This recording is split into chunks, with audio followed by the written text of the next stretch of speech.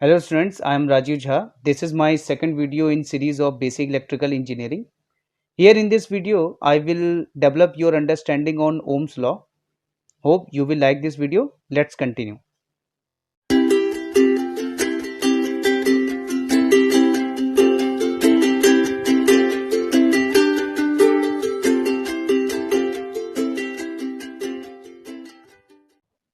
Ohm's law. This is one of the essential topic for an electrical engineering student. What is Ohm's law? Ohm's law states that the current flowing through any conductor is directly proportional to the potential difference applied across that conductor actually.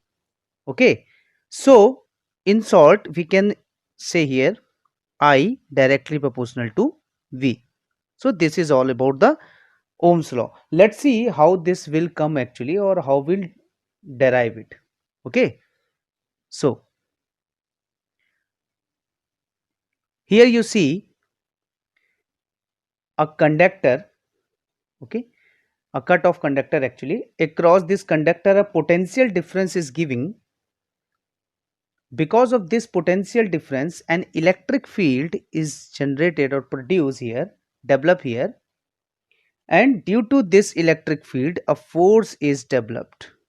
So how the force is developed? The formulation for developing of force is F equal to E into capital E. Okay, this is the force. So we know force, one thing actually we want to discuss here. The direction of electric field and the direction of force is opposite to each other. Okay, so because of force the acceleration occurred, or you can say the acceleration imposed on electron in the direction of force actually. So electron is moving in this direction. So what is the acceleration and what is the velocity of electron?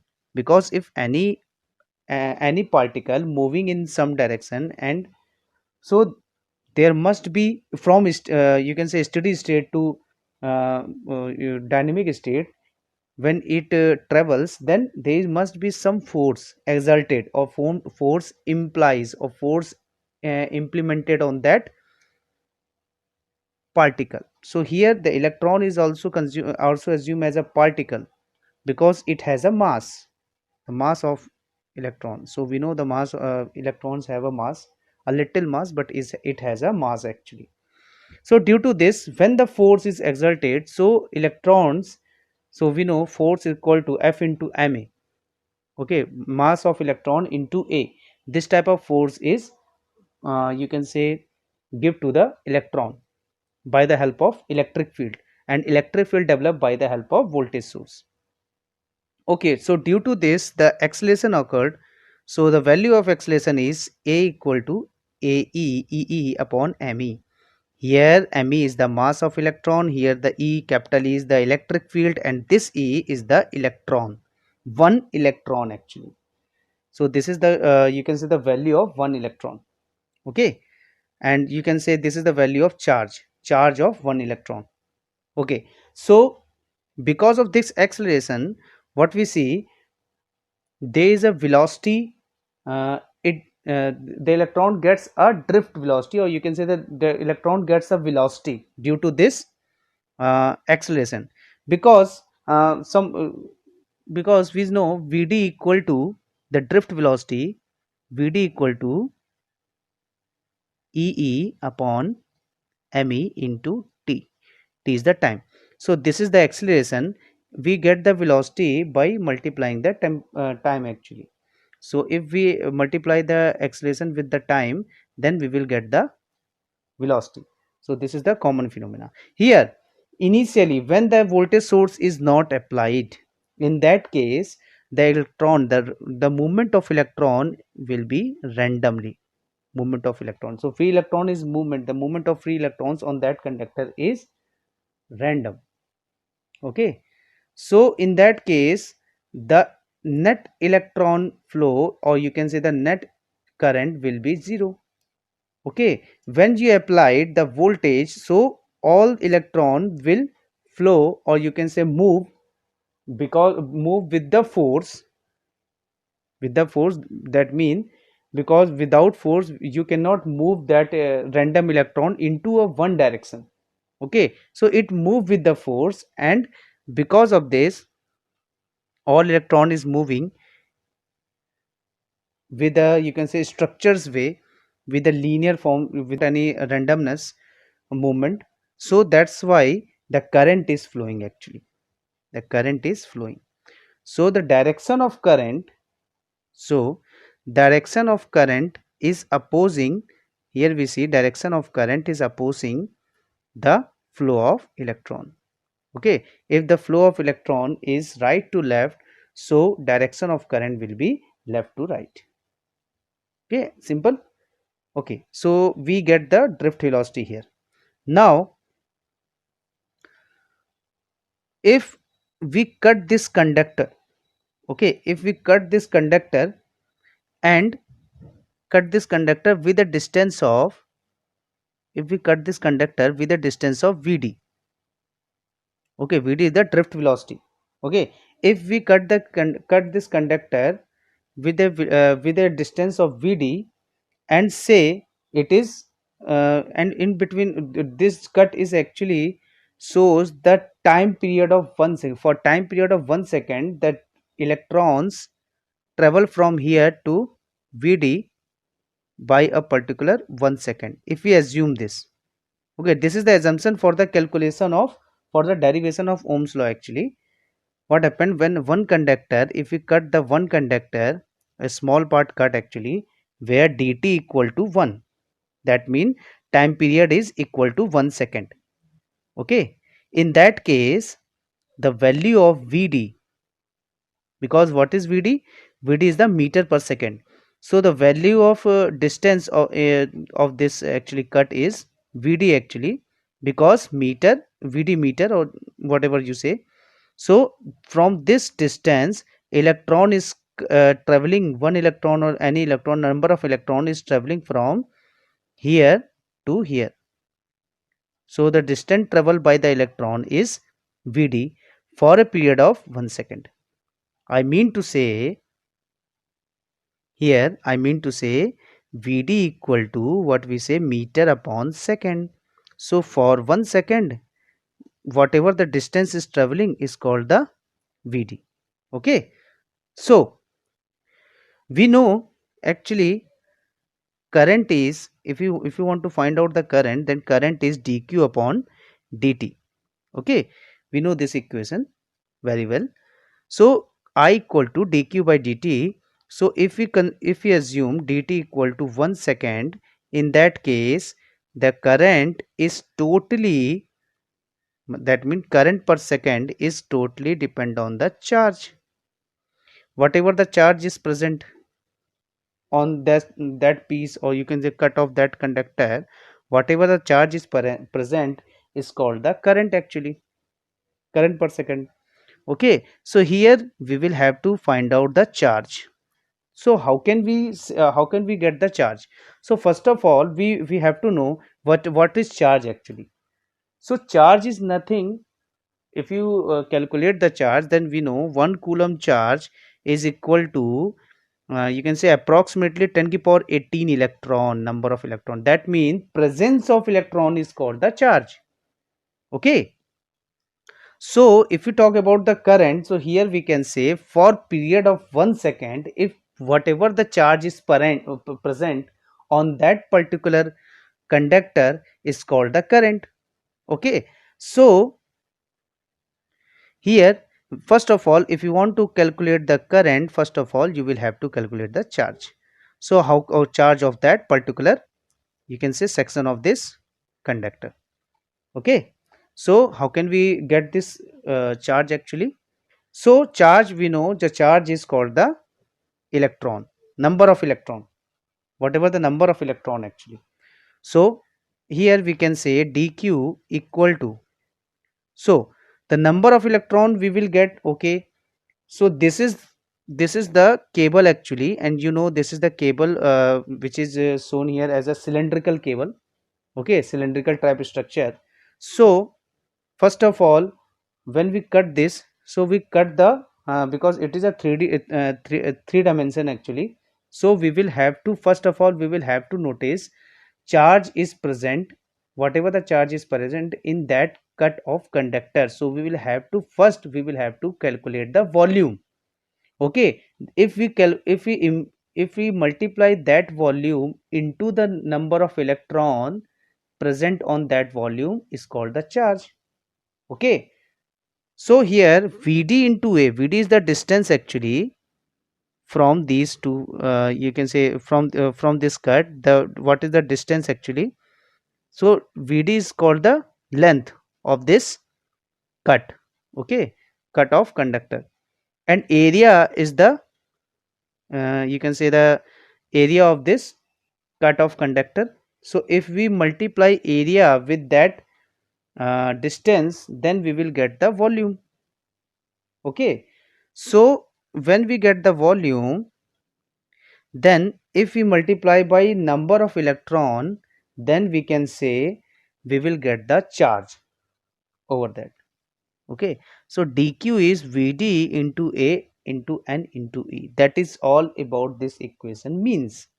So put this value on I. So we can say, from when we put this value of dq, when we put this value, so I equal to Vd A N into E. This is all about the current, because we already discussed for a period of 1 second, for a period of 1 second, this is the value of current. Remember this, for a period of 1 second. Okay, we are talking about, we here we assume dt equal to 1. Okay, or some constant value, here we talk about the 1. So if we consider dt equal to 1 second, in that time, in that phrase, we uh, we prove this I equal to VdA and into E. Okay, N is the number of electrons, E is the charge of electrons, A is the area, and Vd is the distance per second.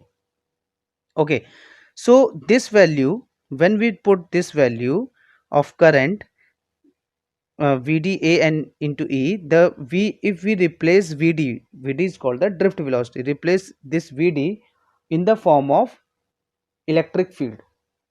So what happened? So we know Vd equal to, here we know Vd equal to EE upon ME into T. Okay, from my previous slide you have seen how this is come actually. So Vd equal to EE upon M into E into T. Okay, so here you see, if we put this value on the current, then we will get the value of current in the form of electric field. Okay, here you see the value of current is, when we put this EE upon ME into T into A and E. Okay, you have seen this equation over here. So what happened next? So by rearranging this, we will get the value of I equal to E square and T divided by ME into EA. Okay, this is by, this is get by rearranging the variables. Okay, so we will see, we see here E square N into T upon ME. So all of these is, all of these you can say value, the value of E is also constant, the number of electrons is also constant. Consider here constant, the tau, the time, you can say the collision time is also constant. Me is the mass of electron is also constant. So we consider here all of these value will be constant.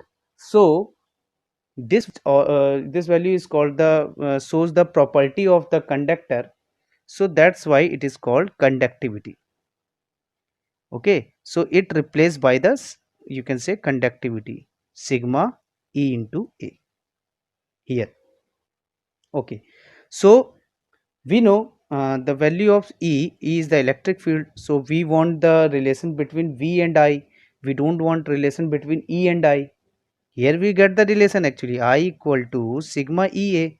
So here we already get the value the relation between E and I, electric field and current. But we do not want the relation between E and I, we want the relation between I and V. So we, what we do actually, So here we do I equal to sigma v upon L is the length into I.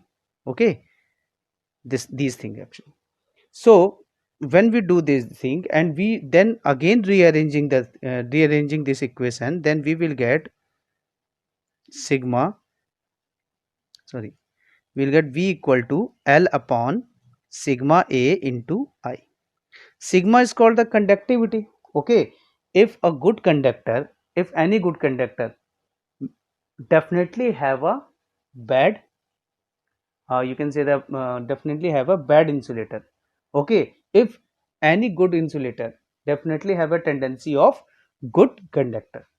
Okay, so these type of reciprocity occurred, so that's why we can say a conductivity is equal to the resistivity.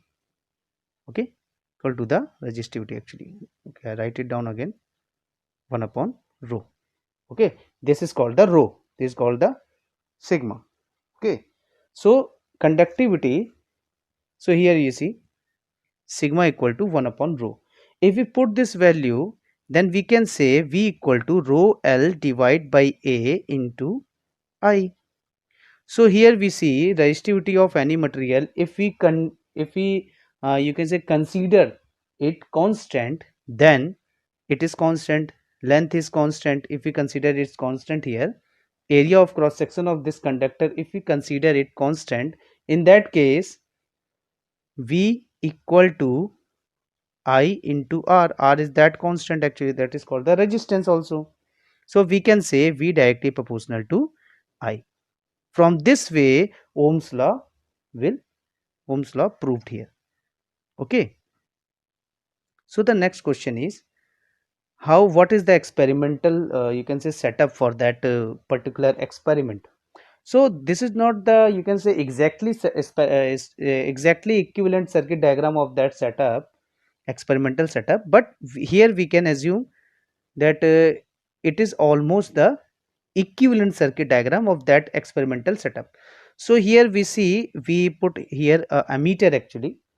Okay, when you increase this variable voltage source from 0 to 5, the current is increases. Okay, current is increases and here the resistance is constant. So in that case we will get a straight line. So let us assume when the 0 volt is applied, the current is 0. Okay, when we'll apply the 5 volt, then current we will get the 0.2, which is get by this ammeter actually. So ammeter measures the 0.2 ampere. So in that case we see 0 to 0.2 or any value of this, we will get a linear relation between voltage and current. So because of this, Ohm's law proved that V equal to I, or you can say the I directly proportional to V. Okay, I directly proportional to V. So because of this, Ohm's law proved this.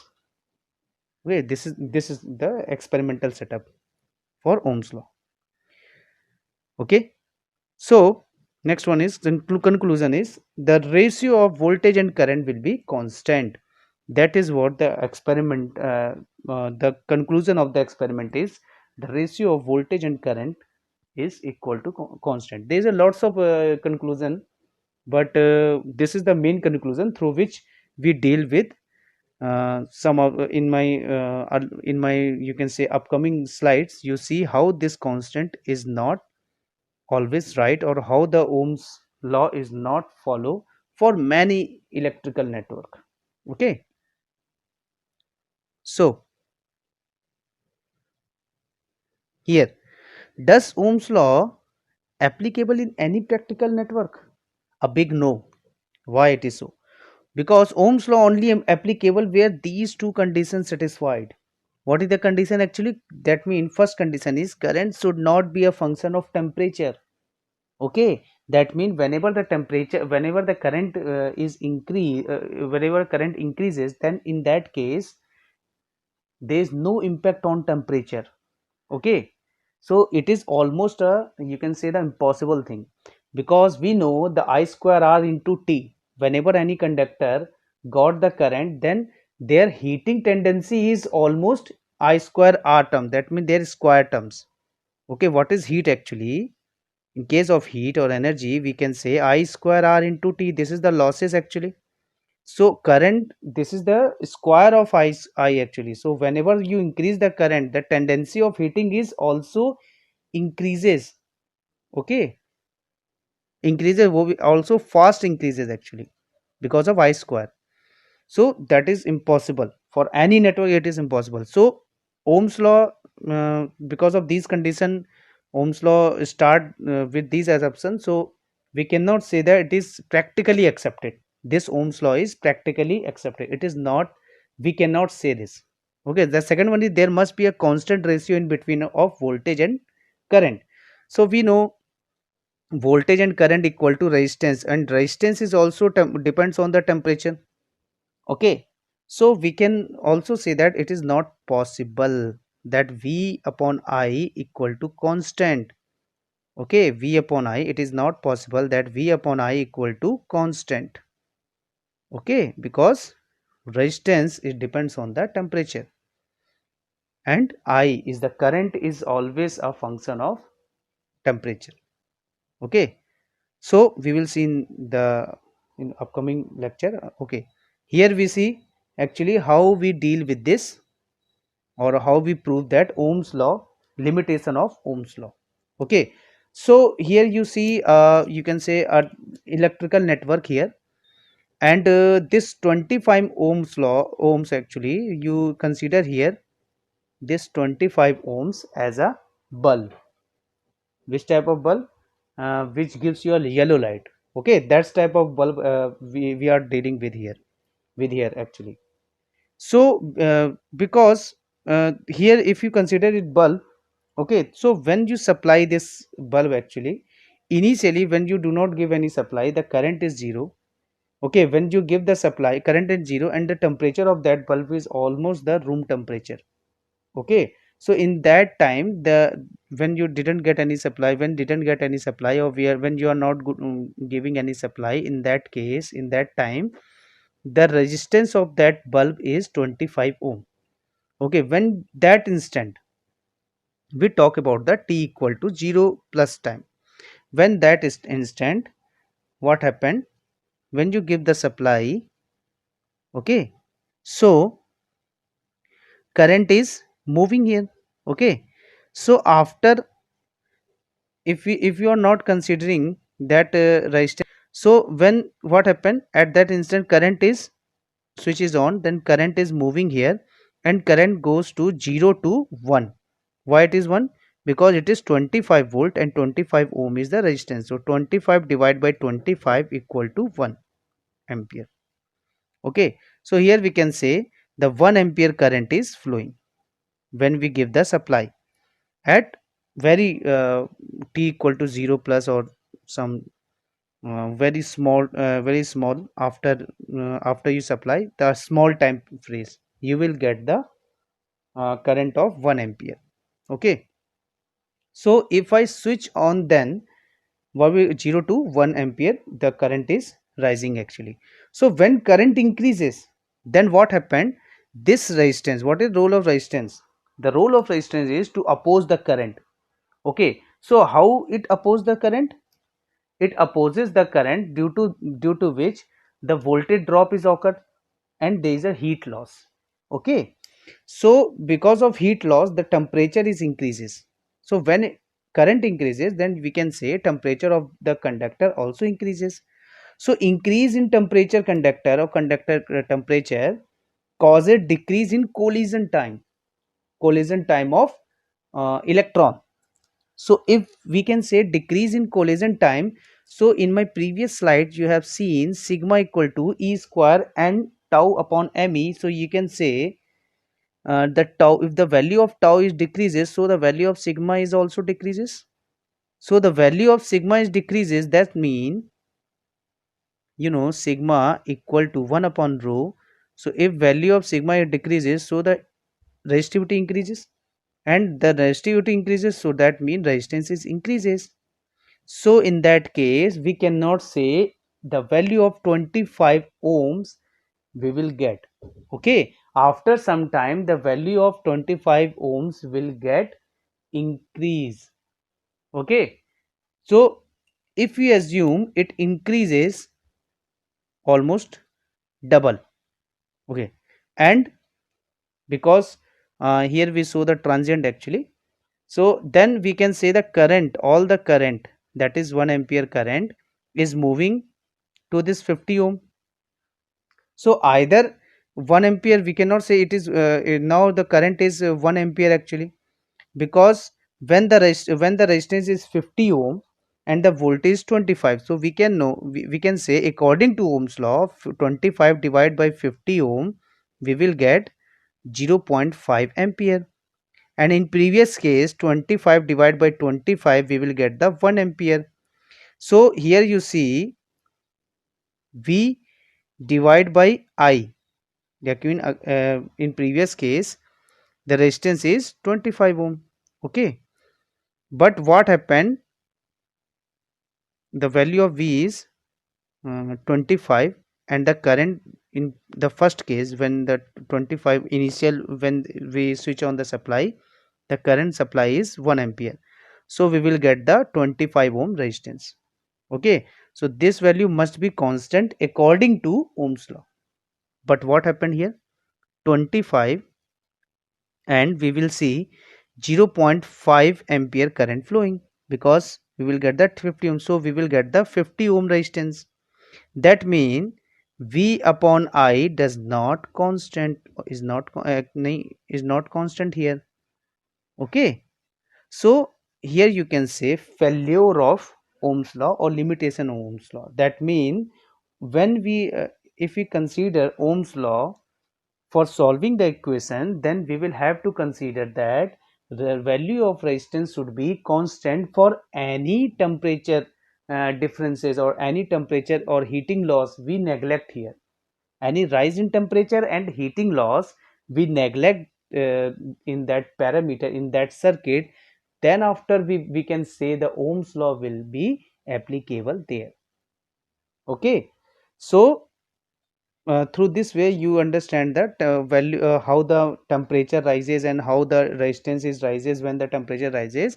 So it is very important to consider to if you use the Ohm's law, then you will have to notice, you will have to make your mind that without if any circuit which have a tendency of heat loss and which have a tendency and which, in which you measure the heat loss, in that case you cannot apply the Ohm's law there. In that, at that network you cannot apply the Ohm's law, where heat loss or energy loss or energy dissipations, we measure the energy dissipation, in that case we cannot use the Ohm's law. Okay, so this is the limitation of Ohm's law actually. So here you see from the previous case, you see the tendency, you can also say see this how that current is depend on the temperature actually, time actually. So this is the time here. Okay, this is not the temperature, this is the time. Okay, so this is the time versus, this is the time versus current. Okay, time versus current, we draw this characteristic. First characteristic is linear, that means whenever the switch is on you will get 1 ampere supply. Okay, and there is no any you can say no any temperature rise effect on resistance. Okay, in that case we follow the Ohm's law. This is called the linear. So 1 ampere current is flowing throughout the session. Okay, if we consider the you can say effect of temperature rise in the on the resistance, in that case the non-linear effect is here you see, and this graph is called the non-linear graph. Here the Ohm's law is not implemented, or here the Ohm's law is not working. Okay, so in that mean here you see the first is current is increases, then it takes peak but it is not one, then after the current is decreasing and set a minimum value. Okay, so non-linear means it not follow Ohm's law. Okay, so Ohm's law follow only linearity between of voltage and current. So the next, so that's it of this video. I hope you like this video. If you have any queries or questions, mail me on this email id. I will definitely provide you a good solution. At the last, thank you for watching my video. If you have any queries or if you have any suggestions, write it on the comment box also. Thank you.